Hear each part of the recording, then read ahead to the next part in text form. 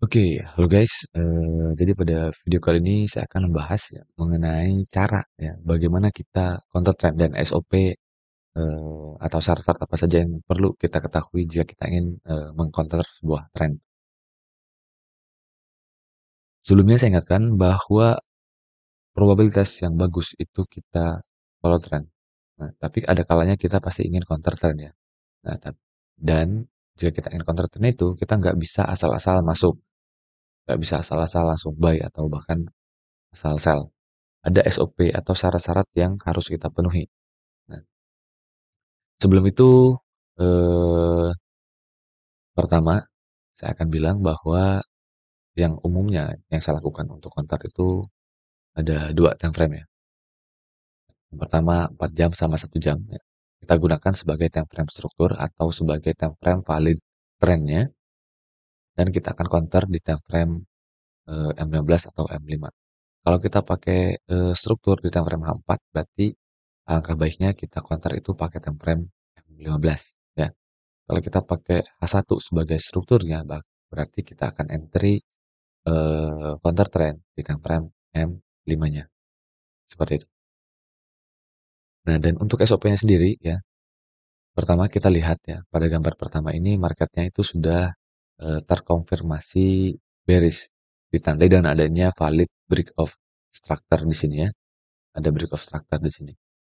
Nah, dan untuk SOP untuk kita counter trend ya, setelah terjadi eh, atau setelah kita mengidentifikasi valid trend ya di time frame struktur ya dan terjadi break of structure ya, kita bisa langsung turun time frame ke time frame counter ya.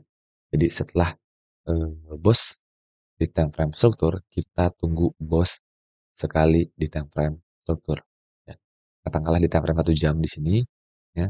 Di time frame 1 jam marketnya sudah break of structure di sini. Nah, setelah terjadi break of structure di time frame 1 jam ini, kita akan mencari atau kita akan menunggu break of structure sekali di time frame M5 ya. Jadi kita mencari break of structure di bawah struktur 1 jam ini ya. Di sini udah bosnya di area ini. Nah, di bawah area bos ini kita mencari atau kita menunggu market itu membentuk break of structure sekali ya di time frame counter, berarti time frame M5. Nah, berarti pada area inilah kita mencari atau menunggu break of structure sekalinya itu di time frame counternya itu. Nah, katakanlah di sini sudah break of structure dan kita menunggu bos sekali di time frame counter dan di time frame counter kita perkecil time frame ke time frame M5 ya. Berarti kita mau counter 1 jam ini di counter M5. Di time frame M5 ya, sudah seperti ini. Sudah terbentuk break of structure sekali di sini. Ya. Oke, ini time frame M5-nya. Kita menunggu break of structure sekali di time frame counter ya. Sini. Saya ulang, setelah bos di time frame struktur berarti 1 jam ya, kita tunggu bos sekali di time frame counter atau di time frame M5 karena kita mau counter 1 jam. Nah, di time frame 5 kita menunggu bos sekali ya. Di sini sudah terjadi break of structure. Nah, itu syarat pertama.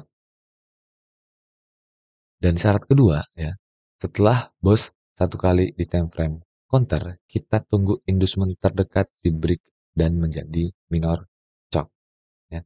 Setelah kita mengidentifikasi bahwa di sini sudah kita dapat nih di time frame counter atau time frame 5-nya sudah terjadi break of structure, valid break of structure sekali di sini di time frame M5-nya. Nah, setelah terjadi break of structure di sini time frame M5-nya kita menunggu inducement terdekat di break ya. Yang berarti inducement terdekatnya katakanlah di area ini ya. Kita menunggu inducement ini di break dan menjadi minor chop ya. Dan di sini kita lihat bahwa inducement ini sudah di break, maka inducement ini kita bisa gunakan sebagai minor chop ya, sebagai minor chop. Nah, lanjut ke syarat yang ketiga, itu harus ada inducement ya, harus ada inducement. Setelah terjadi minor chop di sini, kita menunggu terbentuknya inducement. Kita menunggu terbentuk inducement. Dan di sini harus ada inducement ya. Kenapa di sini harus ada inducement? Karena kalau di sini belum ada inducement ya, katakanlah di area ini belum terbentuk inducement. maka yang menjadi inducementnya itu low-nya ini. Terus di sini ada UI misalnya untuk titik entry kita buy.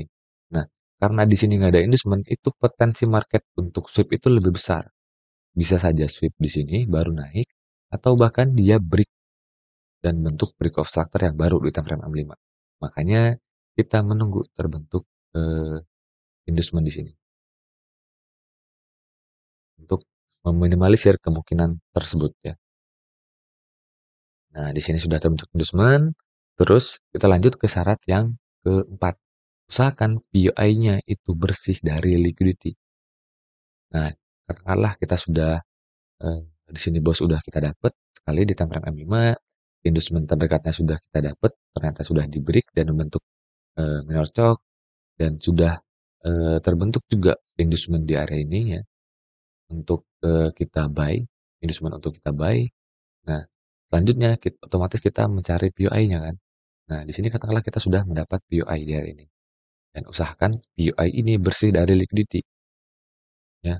Bersih dari liquidity. Takutnya nanti kena sweep kalau POI ini masih banyak liquidity-nya. Jadi usahakan POI ini tuh bersih dari liquidity. Nah, kita sudah nih, udah dapat. Otomatis kita akan menunggu nanti berharap market itu turun, take inducement dari ini, terus kita akan entry di POI ini untuk buy. Jadi seperti itu. Nah, tapi dengan catatan ini berhubungan dengan syarat yang terakhir itu marketnya belum hit POI atau inducement HTF. Ya. Katakanlah semua syarat yang tadi sebelumnya sudah terpenuhi semua. Ya. Inducement sudah, POI-nya sudah bersih. Nah, jadi kita sisa nunggu POI kita dijemput nih. Ternyata POI-nya itu nggak kejemput, dia malah terus naik. Dia hit inducement di time frame 1 jam. Time 1 jam berarti udah seperti ini ya.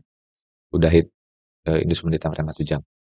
Nah, ini berarti POI untuk kita buy di sini sudah eh, probabilitasnya itu sudah rendah, sudah menurun, bahkan sudah nggak valid.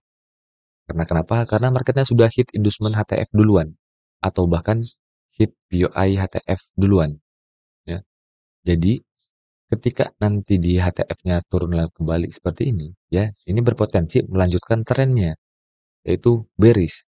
Bisa saja membentuk break of structure baru di time frame 1 jam. Ya.